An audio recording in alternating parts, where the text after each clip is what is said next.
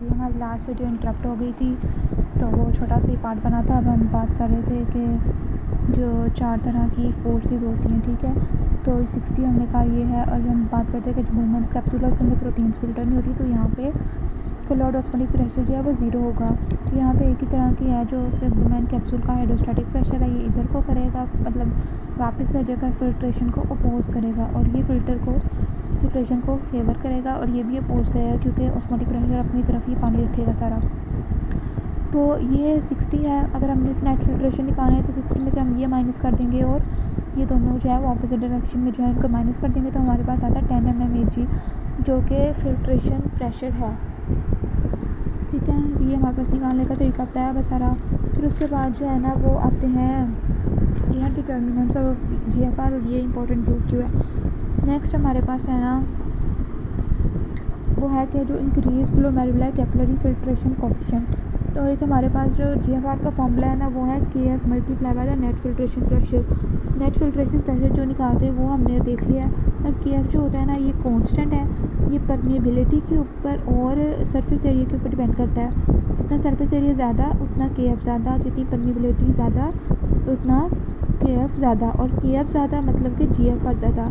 तो यहाँ भी ये लिखा है कि जो ग्लोमेरुलर कैपिलरी का कोफिशिएंट है वो बढ़ाते हैं तो GFR जो है वो बढ़ जाता है। तो इसकी वैल्यू निकालने के लिए अगर हम क्या करें, देखिए ये फार्मूला लिखा हुआ है, ये इसी फार्मूले से बना है, तो इसकी वैल्यू बस याद कर लेंगे 1.25 आती है। और अगर हम 100 ग्राम के लिहाज से लेना तो 104.2 आती है, ठीक है। और उसमें कुछ भी नहीं लिखा हुआ। फिर है कि बूमेंस कैप्सूल का देखें, अब यहाँ पे ना देखें कंपाउंडेड कंसेप्ट है। मैंने आपको बताया कि भाई ये फेवर कर रहा है, ये इंक्रीज़ होगा तो फिल्ट्रेशन ज़्यादा होगी, ये अपोज कर रहा है, ये इंक्रीज़ होगा तो फिल्ट्रेशन कम होगी, ये क्या कर रहा है, अपोज कर रहा है, ये ज़्यादा होगा तो फिल्ट्रेशन कम होगी। और अगर यहाँ पे जो वुमेन्स कैप्सूल का क्लोइड ऑस्मोटिक प्रेशर होता वो भी फिल्ट्रेशन को फेवर करता, लेकिन वो नहीं होता क्योंकि प्रोटीन फ़िल्टर नहीं होती। लेकिन ऐसी कंडीशंस भी तो होती हैं जिसमें प्रोटीन फ़िल्टर होती है और उसमें जो है वो वुमेन्स कैप्सूल का ऑस्मोटिक प्रेशर इंक्रीज़ हो जाता है, ठीक है। जैसे कि मेम्ब्रेन डिस्ट्रॉय हो जाए तो प्रोटीन्स भी जो है फ़िल्टर हो जाती हैं, वो भी पढ़ेंगे भाई। रीनल डिसीज़ का पूरा चैप्टर है। फिर है कि वुमेन्स कैप्सूल का हाइड्रोस्टैटिक प्रेशर इंक्रीज़ हो जाए, ये वाला प्रेशर, तो ये इंक्रीज़ कब हो सकता है। फॉर एग्जांपल ये ट्यूब है नीचे, ठीक है, ऐसे ट्यूब है, इसके अंदर एक आ जाए स्टोन, ठीक है, प्रॉक्सिमल कॉन्वलेटेड ट्यूब, ये देखने बल्कि बनी तो ये डायग्राम, जैसे इधर आ जाए स्टोन, तो क्या होगा कि यहाँ पे जो पानी फ़िल्टर होके, या पानी नहीं फ्लूइड फ़िल्टर होके आएगा, तो आगे पड़ा हुआ है, रुकावट पड़ी हुई है, नीचे नहीं जा रहा है, तो यहाँ पे प्रेशर जो है वो इंक्रीज़ होने लग जाएगा, ठीक है। और ये प्रेशर जो है वो वुमेन्स कैप्सूल का हाइड्रोस्टैटिक प्रेशर है, और वो डिक्रीज़ कर रहा था GFR को। यही बात यहाँ पर लिखी हुई है कि जो वुमेन्स कैप्सूल का जो हाइड्रोस्टैटिक प्रेशर है उसको अगर हम कर दें इंक्रीज़ तो GFR हो जाएगा डिक्रीज़। और ये किडनी स्टोन्स की सूरत में मतलब होता है, किडनी स्टोन्स अगर होना तो ये उसकी एग्जांपल है। ये था कि ग्लोमेरुलर के कैपिलरी का क्लोइड ऑस्मोटिक प्रेशर, यानी कि जो ग्लोमेरुलर के कैपिलरी का क्लोइड ऑस्मोटिक प्रेशर है इसको अगर हम कर दें इंक्रीज़, ये कर रहा है अपोज कर रहा है फिल्ट्रेशन को, तो फिल्ट्रेशन हो जाएगी डिक्रीज़, फिल्ट्रेशन या GFR ग्लोमेरुलर फिल्ट्रेशन रेट। तो उन्होंने यहाँ पे एक बहुत ही इंपॉर्टेंट कॉन्सेप्ट बताया हुआ है। उन्होंने कहा कि हम इसकी वैल्यू लेते हैं 32, और 32 ऐसे लेते हैं कि जब यहाँ पे होता है ब्लड उसकी होती है फिल्ट्रेशन और होती है, फिर जब यहाँ से होके यहाँ पे आता है वो और होती है, तो इन दोनों का मीन हमने लिया है।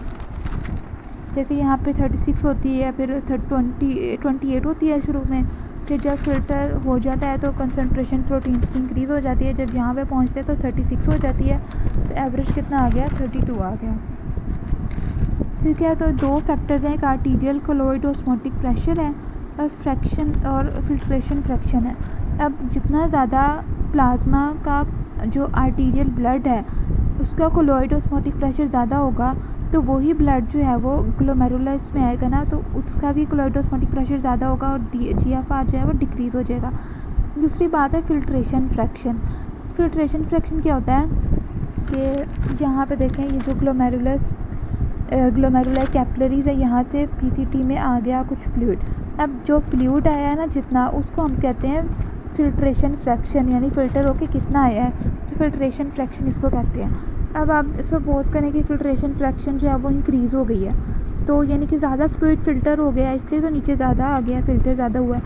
जब नीचे फ़िल्टर ज़्यादा हो गया तो ऊपर जो प्रोटीन्स हैं उनके अंदर पानी वाला जो कंपोनेंट है वो कम हो गया, तो कंसंट्रेशन उनकी इंक्रीज़ हो जाएगी और जो वुमेन्स कैपिलरी का कोलॉइड ऑस्मोटिक प्रेशर है वो ज़्यादा हो जाएगा और उसके ज़्यादा होने से GFR जो है वो कम होगा। तो यही ये वाली बात यहाँ पे लिखी हुई है। इसके अलावा जो फ़िल्ट्रेशन फ्रैक्शन है उसका फॉर्मूला होता है GFR ओवर प्लाज्मा फ़्लो। ठीक है, प्लाज्मा फ़्लो अगर कम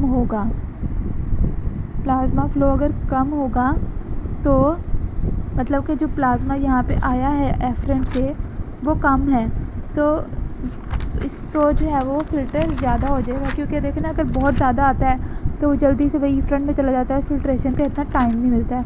लेकिन अगर आया ही थोड़ा सा है तो फ़िल्टर ज़्यादा हो जाएगा, तो फ़िल्ट्रेशन फ्रैक्शन इंक्रीज़ हो जाएगा। अभी हमने बात की कि फ़िल्ट्रेशन फ्रैक्शन इंक्रीज़ होने से GFR जो है वो कम होता है। तो यहाँ पे देखें, ये अगर हुआ थोड़ा, ये हुआ ज़्यादा, तो ये हो गया थोड़ा, तो ये देखो ये डायरेक्ट है और ये आपस में इन्वर्स हैं। बस यही बात है सारे पैराग्राफ में बताई हुई है। नेक्स्ट आता है कि जो ग्लोमेरुला कैपिलरी का हाइड्रोस्टैटिक प्रेशर है वो इंक्रीज़ होगा, तो वो GFR ज़ाहिर बात है इंक्रीज़ करेगा, जिसकी वैल्यू 60 mmHg है और ये जो है वो सबसे ज़्यादा जो है वो फोर्स है जो कि फेवर करती है। अब एक हमारे पास है ये एफरेंट, फिर जो है वो ग्लोमेरुलर कैपिलरीज़ हैं, फिर उसके बाद जो है वो इफरेंट है। ठीक है, अगर हम एफरेंट को करते हैं कंस्ट्रिक्ट, तो यहाँ से जो ब्लड आ रहा है वो थोड़ा हो जाएगा, तो ज़ाहिरी बात है कि जो इधर फ़िल्ट्रेशन होनी है वो कम हो जाएगी। ठीक है, तो एफरेंट आर्टरियोल्स की रेजिस्टेंस इंक्रीज़ करने से हमेशा GFR कम होगा। अब नेक्स्ट बात आती है इफरेंट से क्या होगा। इफरेंट के ना इसके ना दो इफ़ेक्ट्स हो सकते हैं। अगर हम सबसे पहले सपोज़ करें कि थोड़ी सी कंस्ट्रिक्शन हुई है, ठीक है, तो यहाँ पे ब्लड ज़्यादा देर ठहरेगा ना, क्योंकि आगे थोड़ी सी रुकावट है, तो at the time being filtration ज़्यादा हो जाएगी। लेकिन फिर क्या होगा कि आहिस्ता आहिस्ता जब फ़िल्ट्रेशन ज़्यादा हो रही है तो फ़िल्ट्रेशन फ्रैक्शन इंक्रीज़ हो रहा है, तो यहाँ पे प्रोटीन्स की कंसंट्रेशन इंक्रीज़ हो जाएगी। तो क्या होगा कि फिर कोलॉइड ऑस्मोटिक प्रेशर इंक्रीज़ हो जाएगा और GFR कम हो जाएगा। यानी कि अगर माइल्ड कंस्ट्रिक्शन है और स्टार्ट में जो कंस्ट्रिक्शन हुई है माइल्ड सी, उससे इंक्रीज़ होगा, लेकिन उसके बाद जो है वो ग्लोमेरुलाई का कोलॉइड ऑस्मोटिक प्रेशर इंक्रीज़ होने लग जाएगा, क्योंकि फ़िल्ट्रेशन ज़्यादा होने से GFR कम हो जाएगा। GFR ज़्यादा हो जाएगा तो कोलॉइड ऑस्मोटिक प्रेशर ज़्यादा हो जाएगा, फ़िल्ट्रेशन फ्रैक्शन जो ज़्यादा हो जाएगी ना, तो यहाँ पे जो प्रोटीन्स है वो कंसनट्रेटेड हो जाएंगी, जिसकी वजह से जो GFR है अल्टीमेटली कम हो जाएगा। तो इसके दो इफ़ेक्ट्स होते हैं, यही सारी बात इधर बताई गई है। नेक्स्ट हमारे पास ये टेबल आ जाता है, इसको हम नेक्स्ट वीडियो में देख लेते हैं। वीडियो काफ़ी लंबी हो जाएगी नहीं तो। अल्लाह हाफ़िज़।